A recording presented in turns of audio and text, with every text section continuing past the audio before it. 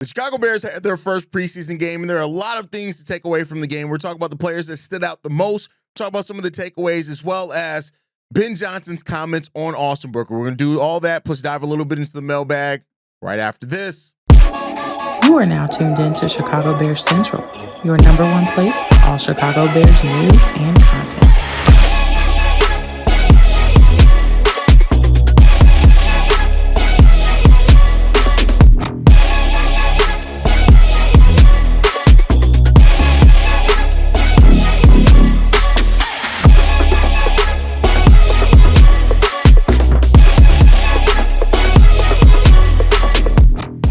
What's going on, Bears fans? Welcome to another episode of Chicago Bears Central, your number one spot for everything Chicago Bears related. I'm the host there, Hayes, but more importantly, you guys can follow the channel at Chi Bears Central on every social media platform we happen to be on. With that said, let's go ahead and get into this content for today, y'all. And one of the biggest standouts, which is what we're going to talk about, or start off this episode with, the standouts from yesterday's preseason game, was Austin Booker. Austin Booker had himself an amazing performance yesterday.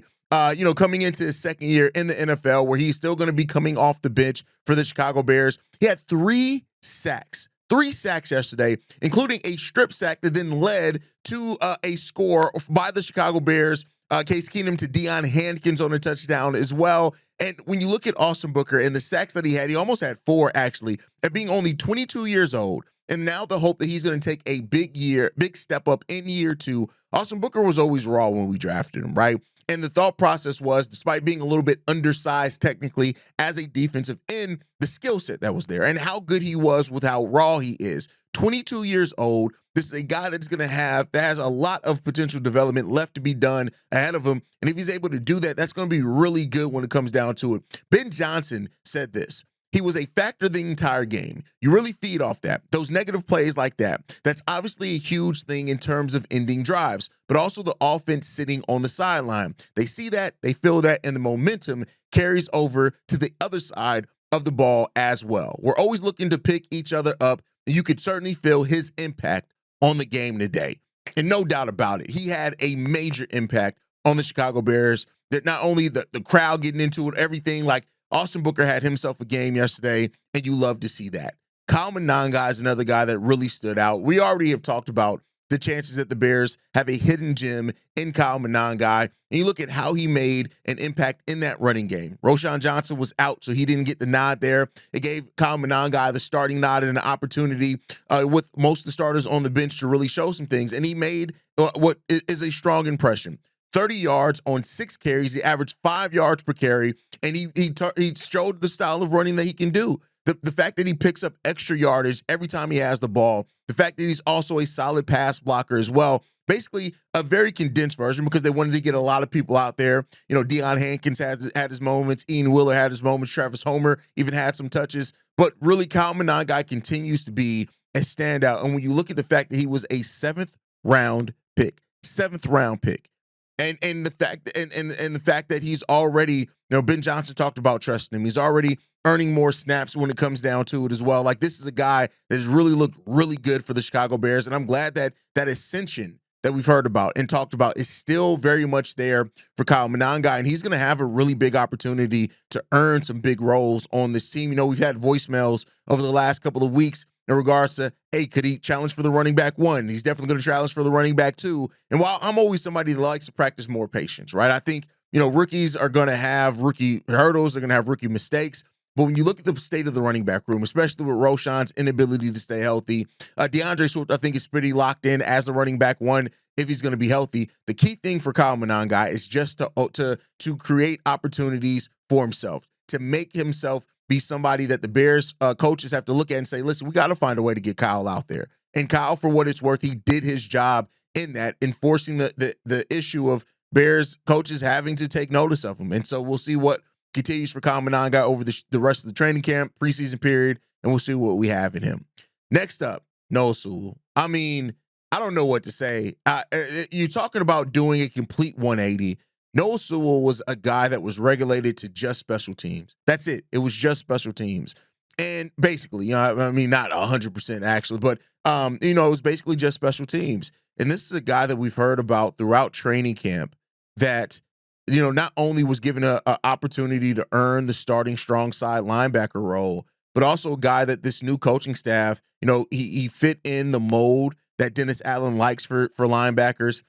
We heard that the growth, and he's responded really well to new coaching. And Noah Sewell is a guy that he is a picture-perfect example of why sometimes new coaching could reinvigorate not only players, but how fans of the teams look at players. And Noah Sewell, you can only do so much, of course, in a preseason game, but he made a strong case for himself. And everything that we've heard about Noah Sewell throughout the training camp period translated to the preseason game yesterday. And so via what we've seen, and not to say that Reuben Hippolyte looked bad at all either. He didn't. He made his impact known at times as well, but he forced a turnover, huge tackle for a loss as well on the 4th and goal at the 1-yard line. And that was against Miami's starting offense, that Ben Johnson got fired up as well. He finished with a team high 6 tackles, tied for that, 1 tackle for a loss, a forced fumble. And Noah Sewell made it clear that this is a guy that is gunning for that third linebacker spot.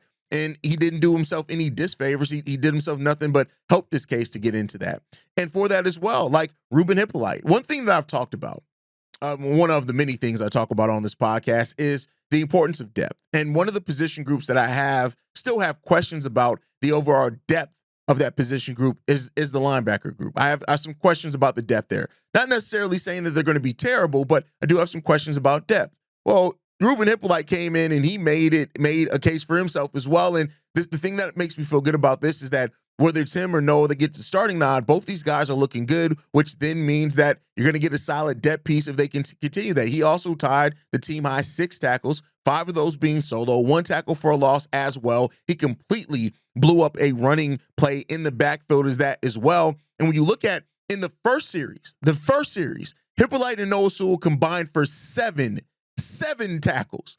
And so maybe the depth at linebacker spot isn't necessarily as bad as what I think it's going to be. Maybe it shouldn't be as big of a concern for me as what it is, but that's only going to be quieted in the regular season when we see the depth. But for what it's worth, Reuben Hippolyte showed himself to be a rotational player, and that he does deserve to be in that rotation as a rookie under Dennis Allen. I think his speed was noticeable right away, and the combination that he brings of strength as well was there. Now, I'd say this: I didn't see him as much in coverage as we kind of heard about in preseason. That's situational, though. Not knocking him for that. I'm just saying that I want to see a little bit more of what he does in coverage. But Reuben Hippolyte has already shown himself to be a guy that is looking pretty damn good, right? Pretty damn good. Now, let's get to the things that weren't so good, right? I think that Tyson Bagent didn't have the best outing. Case Keenum had a really good outing. And I think that's one thing that you can say, that this backup quarterback race is far from over when it comes down to it. Some people had hoped that it would be quieted after this first preseason game with Tyson Bagent getting the start, and it just wasn't with it. Tyson Bagent had an opportunity here. Not that he had a absolutely downright terrible game. It definitely wasn't his best game. He had some bad misses when it came down to it, missing wide open Luther Burden on a play in the end zone. That would have been a touchdown, right? And so and here's the thing: you have to separate what the Bagent baddies, the Bagent fans react to Bagent the person, right? Bagent baddies, they have a skewed view on Tyson Bagent. That's not going to stop anytime soon. But Tyson Bagent, through what we've seen his strengths being, he fell a little bit short of that in some times, right? He had a pass also that was tipped that could have been intercepted. And so it wasn't, we can talk about the sacks. It wasn't all the offensive line of it. But for what it's worth, he completed 13 of 19 passes. He had 130 yards, 1 touchdown, 1 interception. So it wasn't all bad out there. And I think he responded pretty well to some of the adversity, throwing a really good touchdown pass to Maurice Alexander, which is really good. But I think when you look at Case Keenum had the better day. He had the better day. And, that's fine. It's not done. This is a battle. It's going to go on throughout most of the preseason. Case Keenum went 8 of 10 for 80 yards, 2 touchdowns himself, right? And that connection to Deion Hankins was really good. So, for people that were hoping that this backup quarterback battle would be done by the end of preseason week 1, it's not done. It's not done anywhere close. Another player that didn't necessarily have the best performance was Braxton Jones. And we talked a little bit about that after the game. Braxton showed a lot of the same kind of issues that we've seen from Braxton his whole entire time here. Now, for what it's worth, maybe Braxton is working himself back into game shape.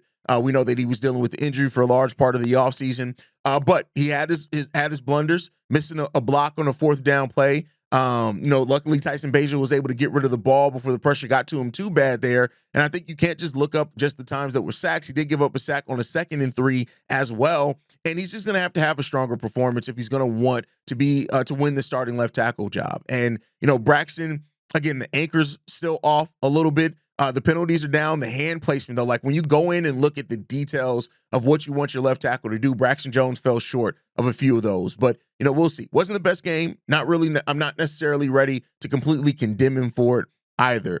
And so those are the players that kind of stood out the most as far as negative. Not to say that they were the only ones, but the most. I think overall, too, like offense, we still got some things that we need to get underway. Offensively, we've struggled with pre-snap penalties throughout the whole offseason period so far. We had 5 pre-snap penalties, that set us back on yesterday's game. And so we need to tighten that up. I'm sure that's driving Ben Johnson absolutely crazy, the fact that we still are having that.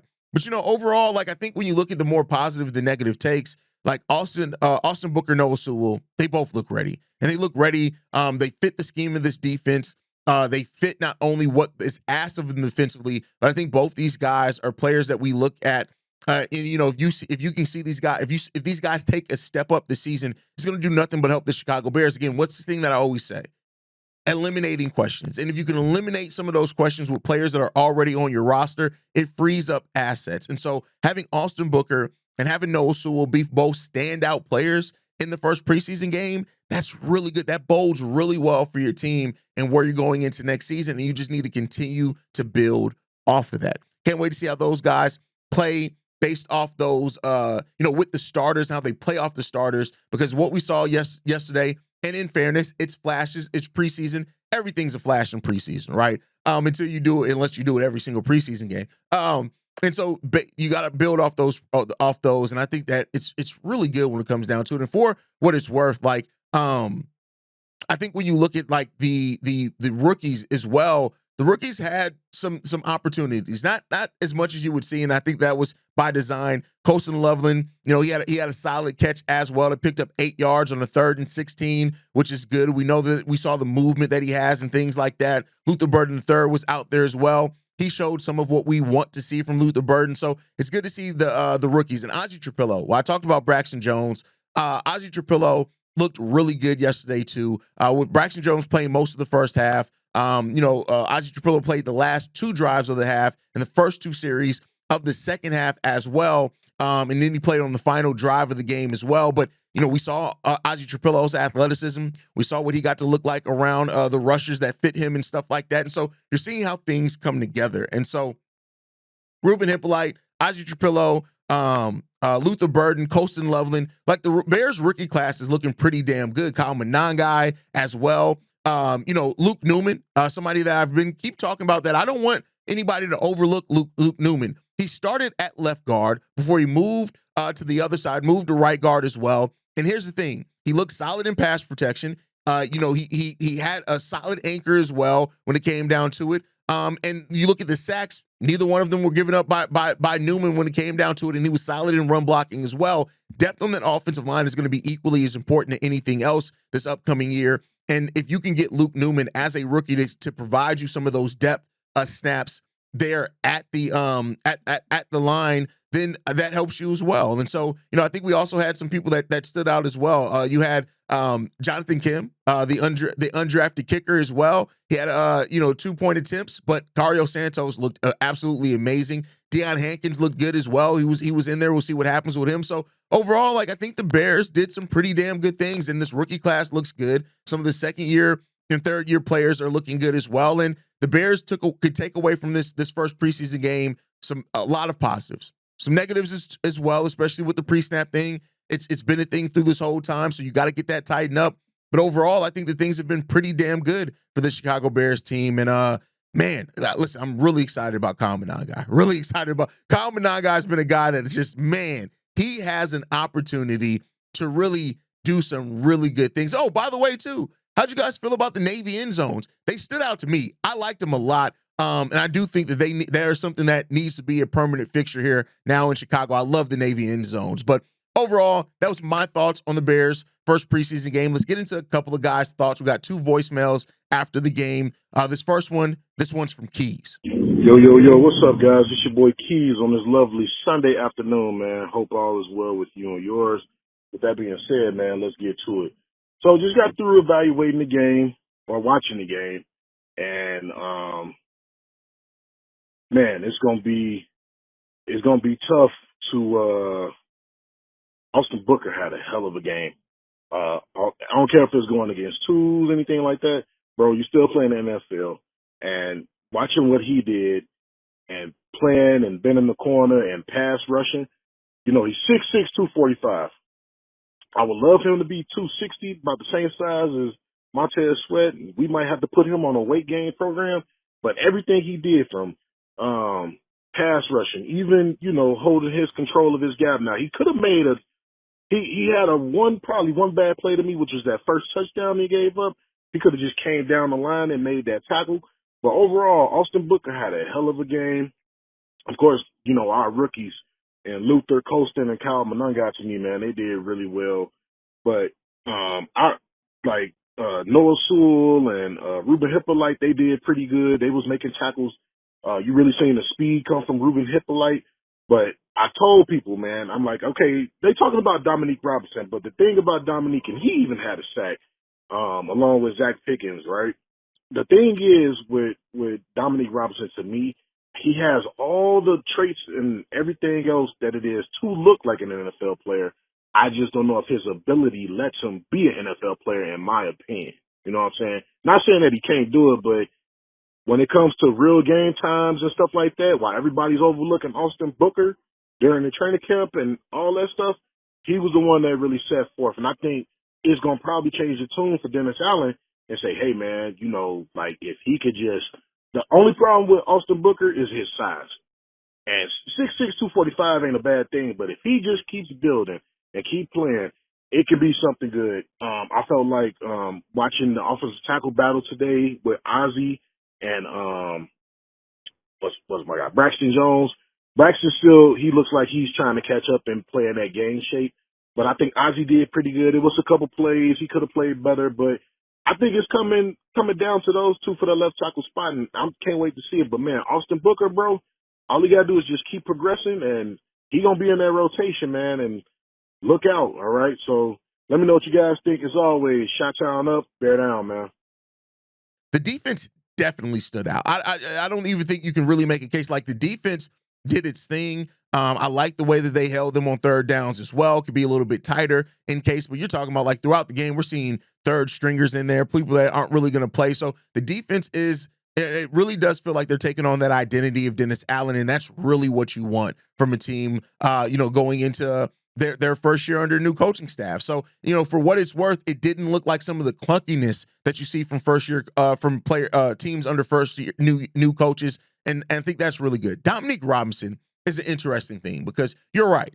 Dominique Robinson looks the part. When you just look at this kid, you would look at him and say, "Oh no, he's definitely a football player." If he's in or line, like I honestly like Dominique Robinson has some linebacker skills, but when it comes to it, right, the skill set it hasn't been consistent for Dominique Robinson. Now, this Bears coaching staff has talked really positive about him. Ben Johnson has mentioned him several times, and hopefully he can come in and provide some depth for the Chicago Bears. And if he does, great. But Austin Booker, yeah, the size is a thing, but I think when you look at the skill that he has, that size becomes less and less of a concern because the guy's really just skilled and he's a pit bull. And I think players like that, they find a way to get it done no matter what their size is. And I think that's going to be the thing that Austin Booker really needs to hang his hat on. And if he does that consistently, it's going to be good. Austin Booker is a really, really good, promising player. Love the fact that he had a big game yesterday, and we're going to see how he builds off that because if he continues to do it, I think things are going to be big for Austin Booker here. But overall, really positive from that first game, and let's see what we can build off of it in game 2. All right, let's get into the next one, man. This one's from Dewan. Hey, Cognac Boys, Bobby, Steve-O, C-Dub, Big Kev. It's your boy Dewan from the low end. I was calling in on this preseason tie between us and the Miami Dolphins. It is what it is. It's the preseason. I like what they came out with. The defense was holding their ground. We're going to have to work on, open field tackling a little bit more with our safeties. When the running backs get to the second level or higher, I like the way Noah Sewell was balling out. I like the way Hippolyte was balling out. That boy Monangai run like a goddamn bowling ball with legs. But outside of that, I like what happened in the preseason. It looked good, It would have been nice to see Caleb Williams do it, like 5 little plays, even if it was just handing the ball off, just to see how his footwork looked and, just to see what's going on. But outside of that, it started off slow, but the defense held their own. They was coming out. I see what Dennis Allen's going to be coming with these blitzes, and these exotic fronts and everything. So, I like what I've seen in the preseason so far. I just want to get y'all take on what y'all felt about the left tackle position between Braxton Jones, Trapillo, and who else they rotated in. I see our boy was over there playing right tackle for the Dolphins, Larry Borum. But outside of that, it was a good thing to see what was going on. I think we can clean up on a few things. I just want to get y'all opinion, and it's good to see y'all out there doing y'all thing, going live and everything. I couldn't send no messages through because it was a lot going on when I was at the crib watching the game and watching y'all live at the same time. So, Chi-Town up, bear down.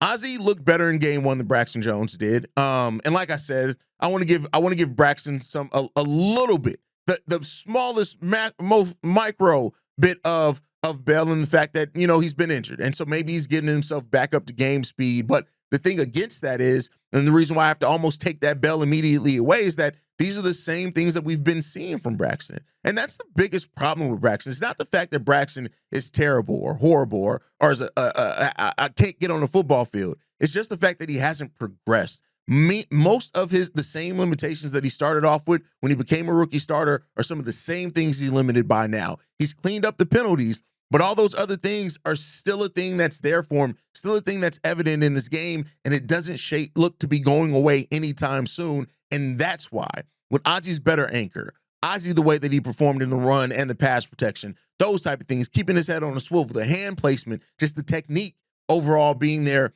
way more advanced than where Braxton was as a rookie. And then, as we talked about, because Braxton hasn't necessarily advanced very much since then, it's about the same. So, at this first game, you give it to Ozzie. We'll see if Braxton can bounce back. But either way, Braxton's still going to play, right? That's the thing. Braxton's still going to have a role in the team. He's still going to play. It's just what that role is going to be, we shall see. But guys, thank you so much for leaving those voicemails. Make sure you guys are following us at Shy Bear Central. You guys can send us any feedback, questions, comments, concerns, ChicagoBearCentral@gmail.com. Lastly, if you want to leave a text message and our voicemail for the mailbag, the number to do so, 773-242-9336. We are the #1 spot for everything Chicago Bears related, but that is thanks to you, lovely and beautiful people. And like I like to end every episode on, Chi-Town up, bear down. Love you guys. Peace, y'all. This has been a presentation of the Break Media.